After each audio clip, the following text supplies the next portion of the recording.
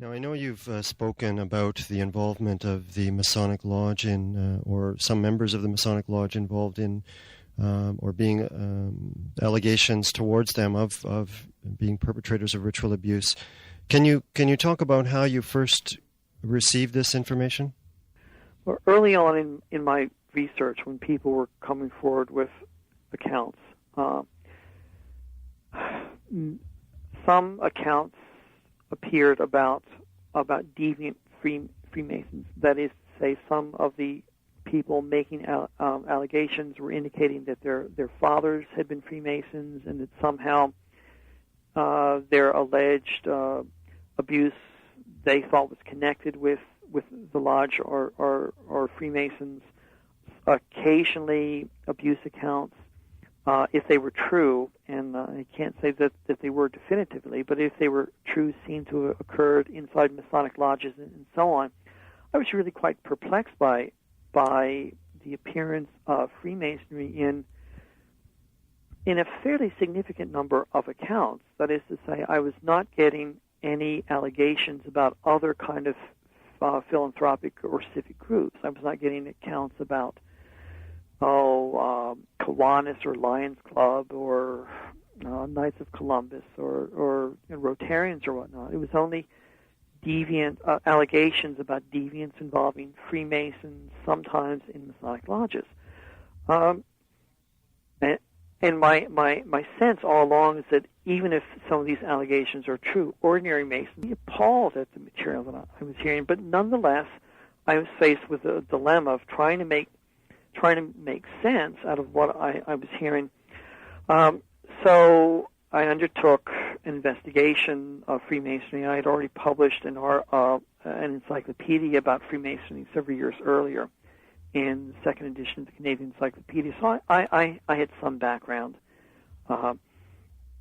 And what I found is that related to Freemasonry are countless splinter groups. Of these splinter groups involve usually just men. Sometimes women get involved in traditions involving high ceremonialism, elaborate rituals, and so on. So, for example, if one goes back a couple of generations, one can even find Masonic connections to a group like the Solar Temple. These are people who I often call them ritual junkies. They love the pomp and ceremonialism that they see in Freemasonry, but they want to go farther with it. Freemasonry does not have a developed sense of a demonic figure in it. That is to say, there aren't these kind of rigid satanic versus God images that appear in Christianity. What I did find, however, was some mentions of Lucifer, but more importantly, a sense in some of the upper-level rituals that God was a threefold character: Jah, Bulah, Jah possibly referring to Yahweh, Bull referring to Baal, and so on. The Baal reference is a reference to pagan gods in the Hebrew Bible, Old Testament gods who required child sacrifice. So, ordinary Masons would talk about the god Jah, Bulah, and not really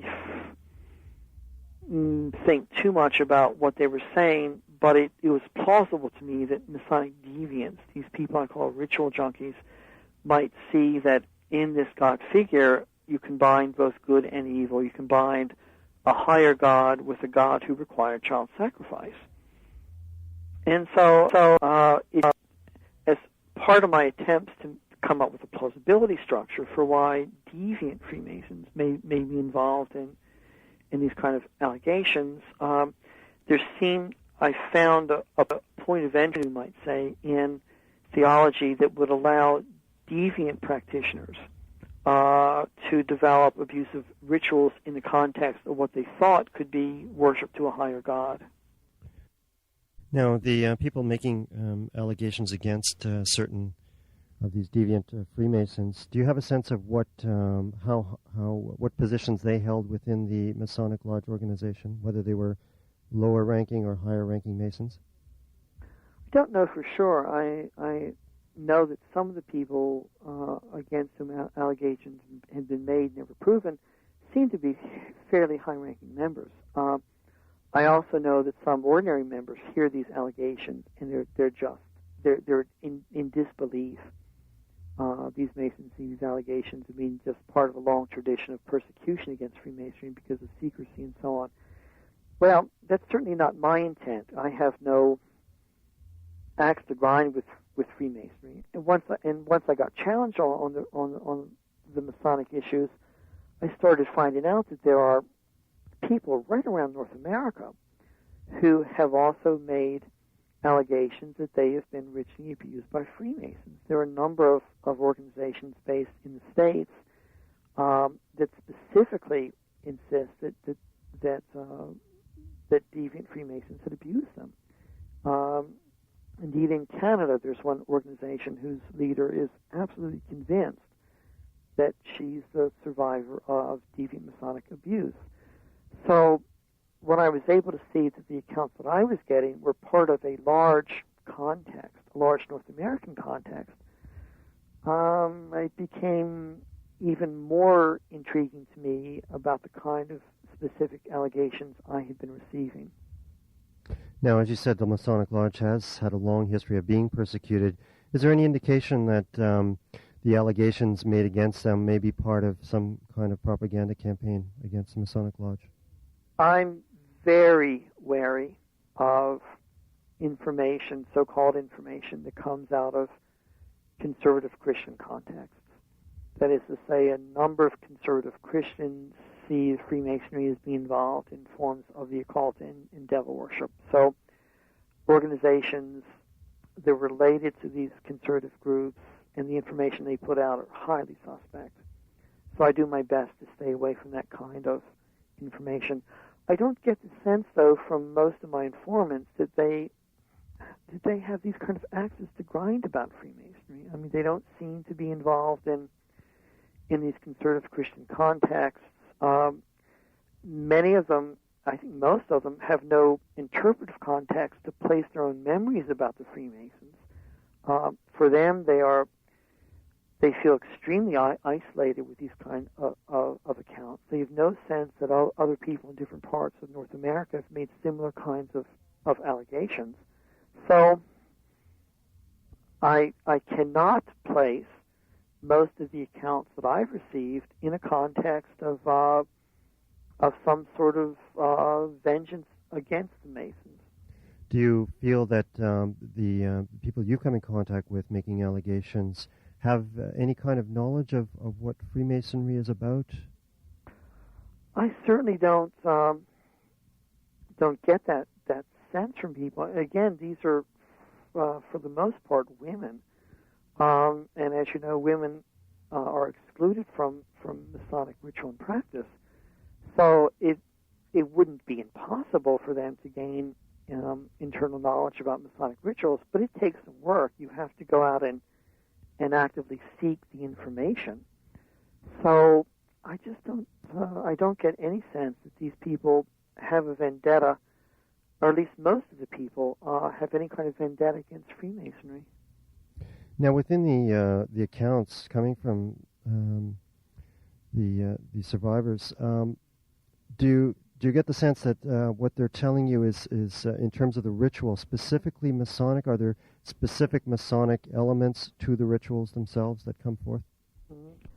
Some of the content of the ritual seems to take place in Masonic lodges. So many people talk about altars.